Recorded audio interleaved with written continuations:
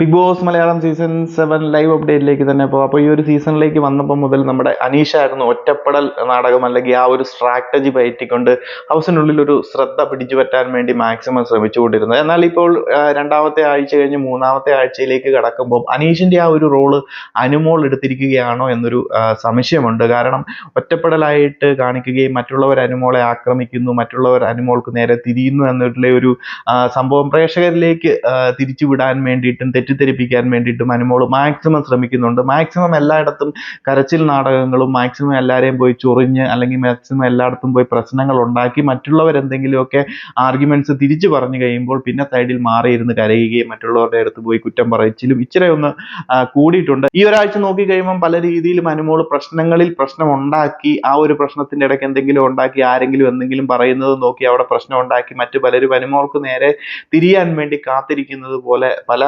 സന്ദർഭങ്ങളും എനിക്ക് തോന്നി. അപ്പൊ നിങ്ങൾ പ്രേക്ഷകരുടെ അഭിപ്രായങ്ങളും ഒന്ന് പറയുക, എങ്ങനെ നിങ്ങൾക്ക് ഇത് തോന്നിയോ? അപ്പം പല പ്രശ്നങ്ങളാണെന്നുണ്ടെങ്കിലും പല വഴക്കുകളാണെന്നുണ്ടെങ്കിലും ഇപ്പൊ കിച്ചൺ ടീമിലായതുകൊണ്ട് തന്നെ കിച്ചൺ ടീമിൽ ആ ഒരു കുക്കിങ്ങിന്റെ പേരും പറഞ്ഞ് പല ഫുഡ് ഉണ്ടാക്കുന്നതിന്റെ പേരും പറഞ്ഞ് പലരും അവിടെ വന്ന് നിൽക്കുന്നതിന്റെ പേരും പറഞ്ഞിട്ട് ഫുഡ് ഉണ്ടാക്കാൻ താമസിക്കുന്നതിന്റെ പേരും പറഞ്ഞിട്ട് ഇന്ന് ലൈവിലാണെന്നുണ്ടെങ്കിൽ ആ ഒരു സ്ലാബിന്റെ മുകളിൽ കയറി ഇരുന്ന് ഫുഡ് ഉണ്ടാക്കുന്നു, പൊക്കമില്ലാത്തത് കൊണ്ട് അതിന്റെ മുകളിൽ കയറി ഇരുന്ന് ഫുഡ് ഉണ്ടാക്കുന്നു, ഇളക്കുന്നു എന്നൊക്കെ പറഞ്ഞുകൊണ്ട് മറ്റു പലരും പ്രശ്നങ്ങൾ ഉണ്ടാക്കി കഴിഞ്ഞപ്പോൾ അതുമായി ബന്ധപ്പെട്ട് കുറച്ച് പ്രശ്നങ്ങൾ കിച്ചൺ ഉള്ളിൽ കിടന്ന് നടക്കുന്നു. സോ ഇതെല്ലാം വെച്ചിട്ട് മൊത്തത്തിൽ കണ്ടസ്റ്റൻസിനെ ഒന്ന് തനിക്കെതിരായിട്ട് തിരിപ്പിച്ചുകൊണ്ടിരിക്കുകയാണ്. എന്നിട്ട് സ്വന്തമായിട്ട് മാറിയിരിക്കുന്നു, മറ്റുള്ളവരോട് മിണ്ടാതെ ഇരിക്കുന്നു. അതുപോലെ തന്നെ ടാസ്കിനിടയിൽ ഒന്ന് സെപ്പറേറ്റ് ആയിട്ട് മുഖം കൊടുക്കാതെ സെപ്പറേറ്റ് ആയിട്ട് എല്ലാവരുടെയും മുന്നിൽ ഒറ്റപ്പെട്ടു എന്നുള്ള രീതിയിൽ വരുത്താൻ വേണ്ടിയിട്ടുള്ള ശ്രമങ്ങൾ എന്താണെന്നുണ്ടെങ്കിൽ ഇതൊക്കെ പ്രേക്ഷകർ അറിയണം. അതുകൊണ്ട് വേണ്ടിയിട്ടാണ് നമ്മൾ ഈ ഒരു വീഡിയോയിൽ കൂടി ഇത് പറയുന്നത്.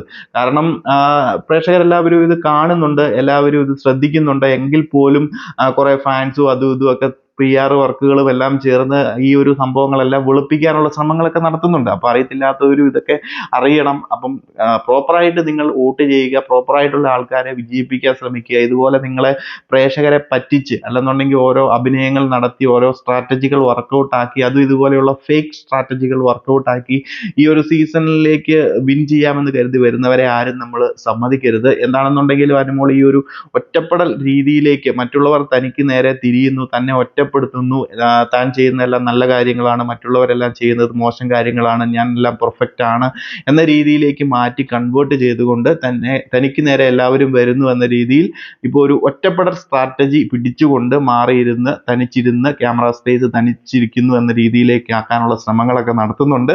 സോ ലൈവ് കാണുന്ന പ്രേക്ഷകരൊക്കെ അഭിപ്രായങ്ങളൊന്ന് പറയുക. ഈ ഒരു സംഭവം നിങ്ങൾക്കും തോന്നിയോ? എന്താണ് നിങ്ങളുടെ അഭിപ്രായങ്ങൾ എന്നൊക്കെ. അപ്പോൾ കൂടുതൽ അപ്ഡേറ്റുകളുമായിട്ട് മറ്റൊരു വീഡിയോയിൽ കാണാം.